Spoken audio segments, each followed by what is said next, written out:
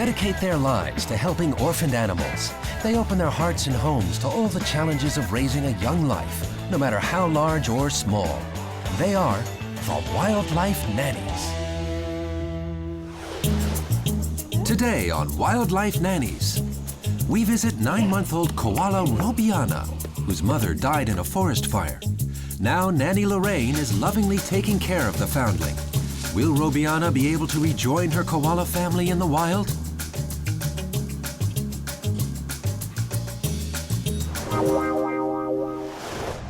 And Flori the elk. This 2-week-old baby was left behind by his mother and now lives with 4 dogs and foster father Harald in his living room. Will a reunion with his parents succeed?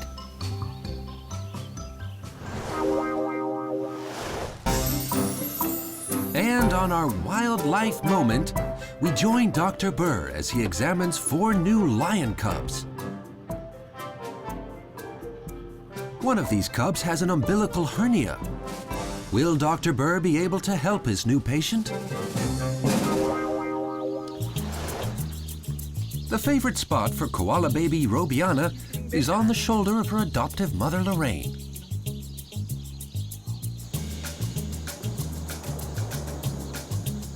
These two make their home in Warrnambool in the state of Victoria on the south coast of Australia. Lorraine O'Brien has worked for the Animal Protection Agency for the past 13 years. These days, she's taking care of 40 koalas that were saved from a massive forest fire. Robiana's mother was killed in the fire, and the 9-month-old orphan is now being nursed back to health by Lorraine. Yeah, it's something different. It's not children and it's not pets. I know they go back to the wild. There is every intention they'll go back to the wild, and we actually celebrate when they go back to the wild. That's a really good thing. Sometimes they do frustrate you as much as your own children. But yeah, it's something else in my life. It's another component. To make room for all her foundlings, this artist even converted her studio into a makeshift koala hospital ward. She says, I've lost Mum. I've lost Mum. Robiana has survived a terrible ordeal and now feels very protected in her new surroundings.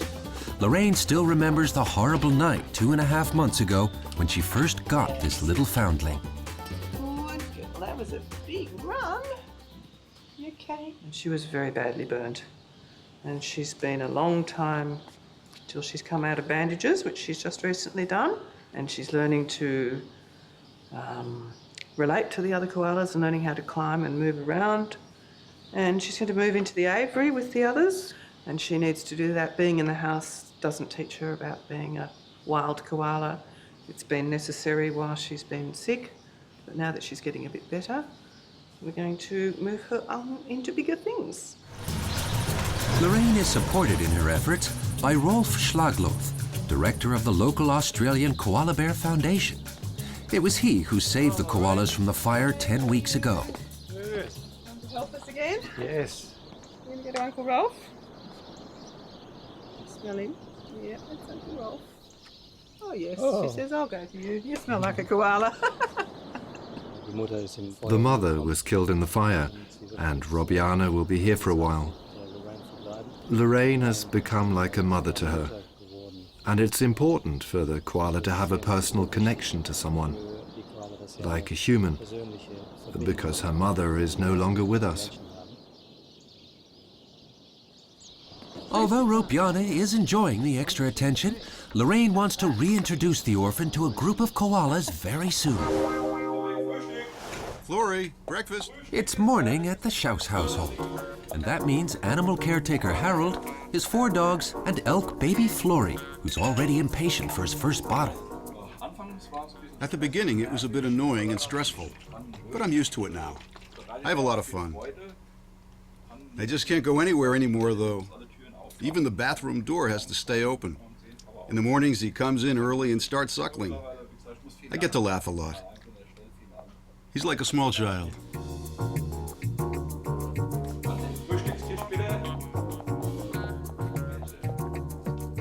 Breakfast is served in the dog basket, and it's difficult to contain starving Flori. The bottle is empty in seconds. I was forced to bring him home because he needed a bottle every 2 hours. Now he gets fed every 3.5 hours. So I got the idea to bring him home. If Flori's alone more than a few hours, he starts to squeak. That's their call. So I came up with the idea of raising him at home, because if he keeps on squeaking, he'll dry up. He'd just squeak himself to death. When I sleep, I use a baby monitor. He used to make a soft noise, but now it's a really loud honk, and I can hear him without the monitor. That means we're constantly in contact, and baby elk expect that when they call, their mother will come right away. Flori is insatiable. But the second breakfast will have to wait till they're in the park. I have to raise him because I love him so much now. If something happened, it would be devastating. I just have to raise him now. It's time for work. But after breakfast, Flori's not in a hurry anymore. He likes to take his time before he's ready for the big daily trip with his adoptive father to the animal park. This 5-member animal family makes their home in Hessen, Germany. A little gentle prodding's necessary in order to get this gangly baby into the car. Harald has to take out the back seat for this daily maneuver. It's 30 miles to work at the animal park Pottsburg. Here, exciting new friends always wait for the curious elk baby. There are 110 birds of prey and 350 mammals in the park. One of them is Franz. It's a pot-bellied pig. Flori, may I introduce pot-bellied pig Franz? Franz, meet Flori.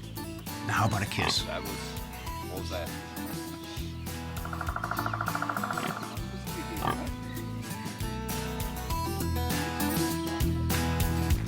The next animal encounter won't be as easy for Flori.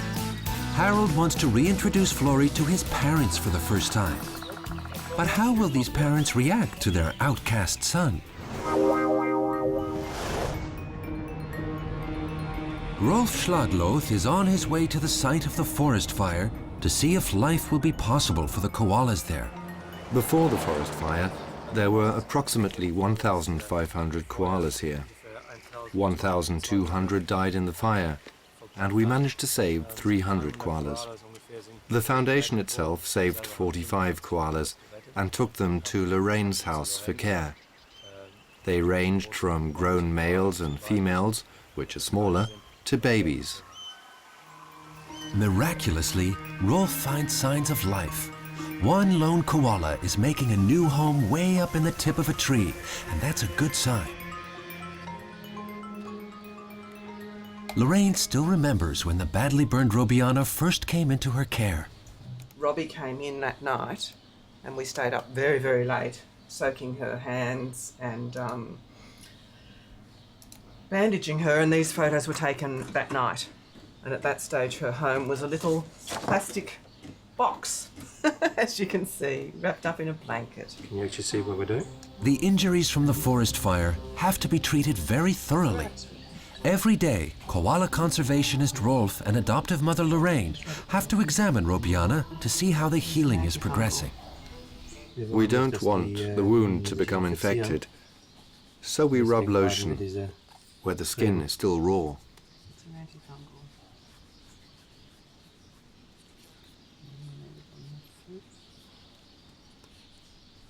Especially into the nail bed.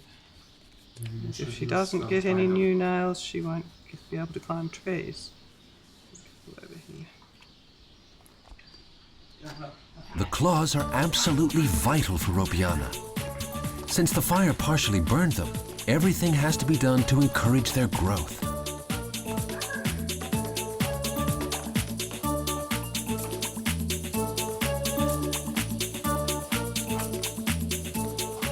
That was a great sprint. 100 meters in 10 seconds. This climbing tree play corner will help Robiana get used to life in the wilderness again. The principle here is like at a playground. The koalas can gain strength through climbing, and that is perfect. It's like nature where they would climb trees. This helps them with muscle development and is also good for the claws.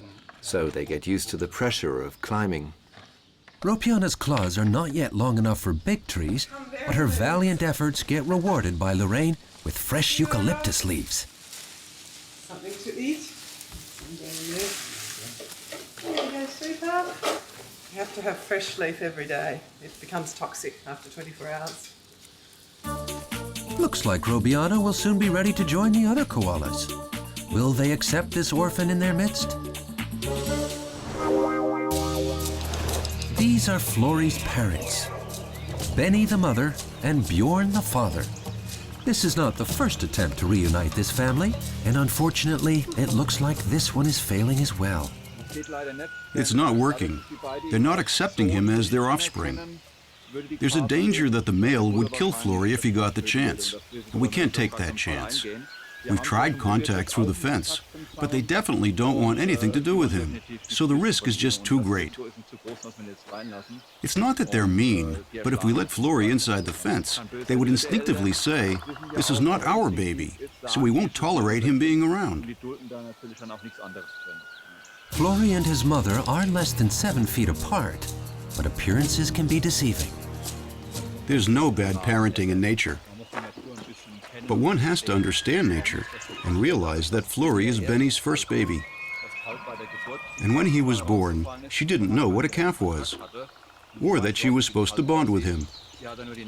She thought the placenta was the baby, and when it didn't move or want to be fed, she thought it was dead, and instinctively left and moved on. That's just part of nature. Now, elk baby Flori is starving again, and it's time for his next bottle. All the worries about his bad parents is forgotten quickly at the promise of that bottle. I had to readjust my whole life. Only Flori matters now, and right now I'm really enjoying taking care of him. Harald now really needs to do some chores.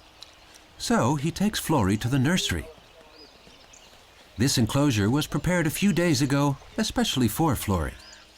The little one has to learn to be more independent from his daddy, and will spend several hours here alone. The all-important milk bottle is also part of this challenge. Okay, Flori. Ready, set, go. Oh, don't be in such a hurry. We'll have to start giving him less milk, so he'll be hungry and start eating some greens. You can see it's all about the bottle. Now he's got it down the wrong way. He just drinks too quickly. Flori doesn't look like he just drank too fast. He looks like he has a stomach ache. Now foster father Harald is worried. The first 2 or 3 days were a catastrophe. He just ran back and forth and he had terrible diarrhea. Stress is just really bad for babies. All that pacing and running back and forth only gave him more diarrhea.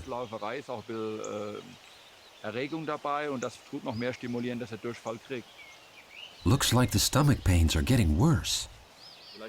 Maybe I'm exaggerating a little bit. My feelings are as a parent. He's still a baby after all. One always has to remember that. And treat him like a baby. Not spoil him, though. An upset tummy could be signs of something terribly wrong. So Harald's little foundling now has to take a trip to the vet. Food always strengthens best, and koalas only eat eucalyptus leaves. The little koalas can't really eat leaves yet, so they have to be chopped up and mixed with lots of other products. Otherwise, they simply can't digest them.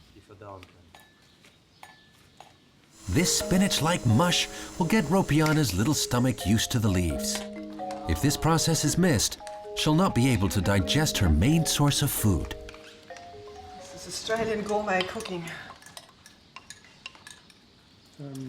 It's easier for them to drink through this syringe. Very small koala babies will drink from a bottle, but this one would normally not drink milk from the mother anymore. That's why this syringe is the only option. Organise a time that works. He should be eating, an average adult koala eats at least 1 kilo of leaf a day, at least, and up to 3 kilos. We have to offer them 5 kilos a day. That's an adult. So take that down to a little. He's, growing. He needs to be eating. He needs a lot of leaf. There's not much leaf there, really, compared with 1 kilo for an adult. And we've been successful because we've made him start pooing again. Robiana is about to meet Fluffy and Warwick from the rest of the koalas that were saved from the fire.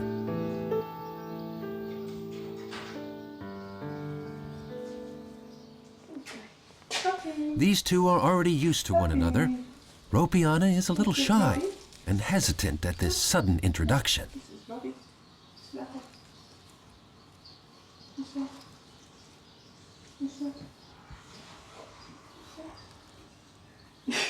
You're very interested, aren't you?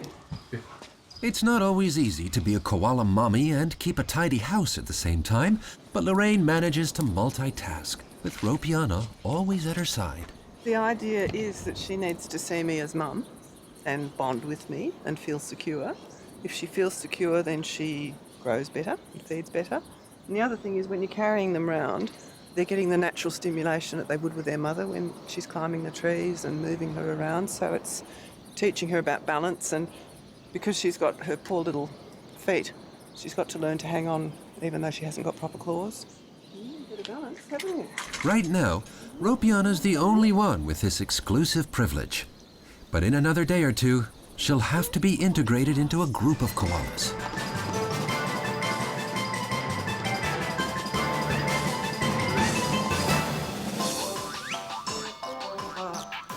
Over the next weeks, these three will get to know one another in the climbing tree until they're ready to be transferred to the outdoor enclosure. Every second day, these 4 lion cubs leave their cage. Veterinarian Michael Böer has separated them from their parents in order to examine them. He's the doctor for over 1,000 animals at the Serengeti Park, but he has a special bond with these 4 babies. He's been seeing them daily since their birth. The cubs already know the examining room, but explore it for new corners every time in their attempt to escape the doctors. You accompany these little ones from the first moment until they are about 1 or 2 years old, until they weigh 300, 320 pounds. At that time, they will have found a place in the pack. But that takes up to 2 years, and like I said, you accompany them. Dr. Böer has the challenge of examining these cubs from top to bottom. Let's test the eye reflexes. They should have good reflexes, especially when you get close to them with your hands. And he does. Great.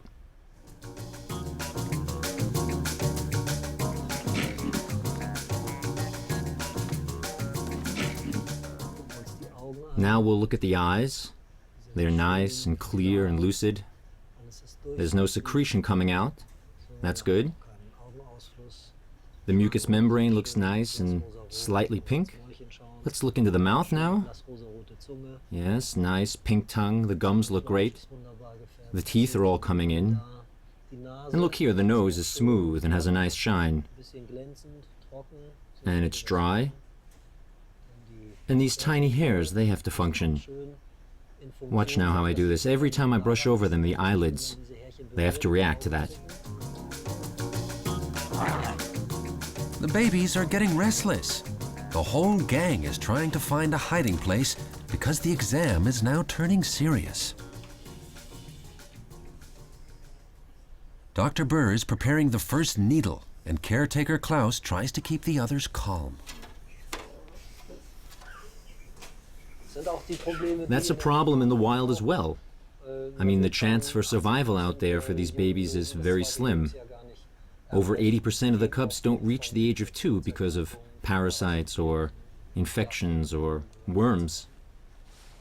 Some of the tests might seem a little strange, but Dr. Böer knows how to check that these cubs are healthy and developing as they should. Yes, he is reacting correctly.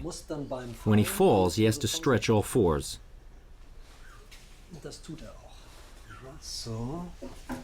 And he does just that.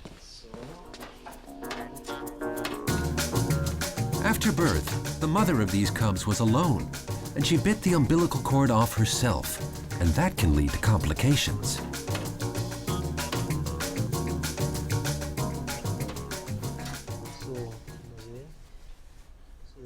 This, for example, we have to keep an eye on. This looks like an umbilical hernia. In the next 2 to 3 months, this might grow back if something doesn't go wrong. If it doesn't, we will have to fix it using local anesthetic and close the hernia. Show me your teeth. Oh, you're turning into a real lion. Yes, you are. Our rule of thumb is we have to be very careful with these wild cats. So we try and gauge them by their body weight. And when they have reached around 120 to 140 pounds, then they're about equal to me in strength. And after that, it's just far too dangerous to examine them like this. But for now, veterinarian Michael Böer still enjoys his 4 lion cubs and will continue to until they grow up. Flori is now on the way to the vet. Come on in. May I ask you, monsieur? He tries to suckle everything, and it's really a potentially threatening bacterial minefield. He's more susceptible than other babies because he never received antibodies from his mother, and that's very dangerous for a young animal. Diarrhea is really bad for babies. He would dry out within 1 or 2 days if you don't get it under control quickly.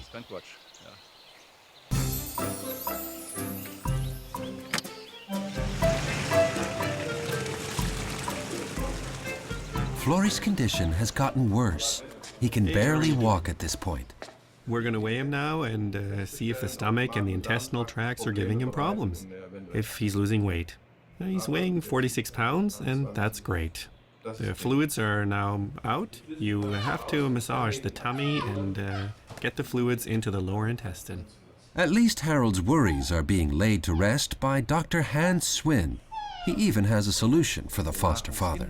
The nutritional content of the goat's milk isn't sufficient anymore, so we'll have to start him on milk with additives. For example, oats or fats, to calm his growing hunger, and that should take care of that. That's good news for Harald.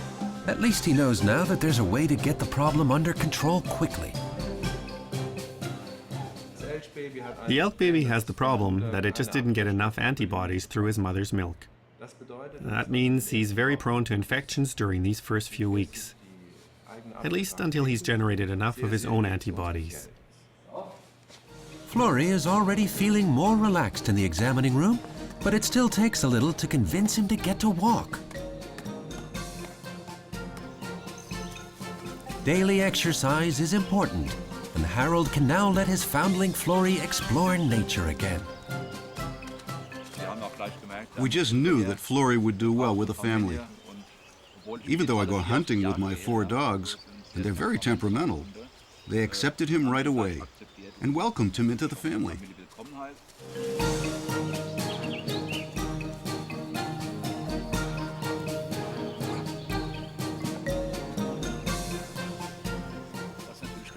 It's so important going out into nature together.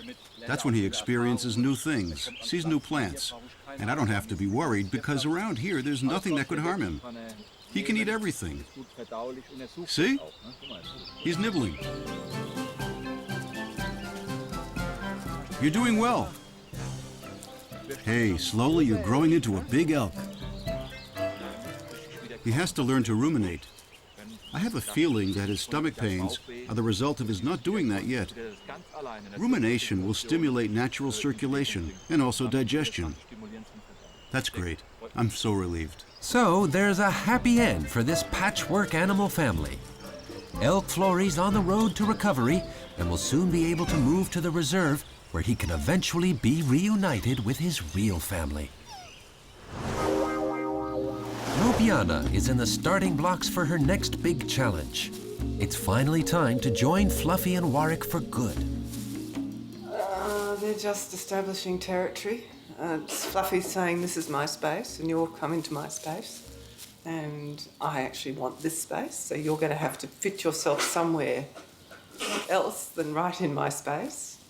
And just watch to make sure they don't really get serious. But no, it should be fine. They look all right. And that ear flapping is, well, you're in my space. For the next few weeks, these three will live in the tree until they're comfortable enough with each other to be moved to the outdoor enclosure. They can then be reintegrated into the wild within 6 months. We like to get them so that they're comfortable together and happy together, which they seem to be. The koalas like each other's company, and you can see they cuddle up and they're touchy-feely, so they like to feel each other. And then when they finally are big enough, which is about 5 kilos or more, they'll get released as a little group. So they'll be a family, and they'll go out as a family to live together. We hope. Robiana, Fluffy, and Warwick now have to learn to get along with one another, because in the wild, they'll only survive in a group. After 2.5 months with her foster mother, Robiana is finally ready to start a new chapter in her life. Next time on Wildlife Nannies. Rhino baby Layla is a miracle baby, but her parents abandoned her early on. Will Dr. Victor Molnar succeed in reintroducing her to her parents successfully? And meet 6-month-old puppy Janice, who's from a very rare lineage of herding dogs. Will she meet the challenges of dog training school and join the Tyrolean Mountain Rescue Team?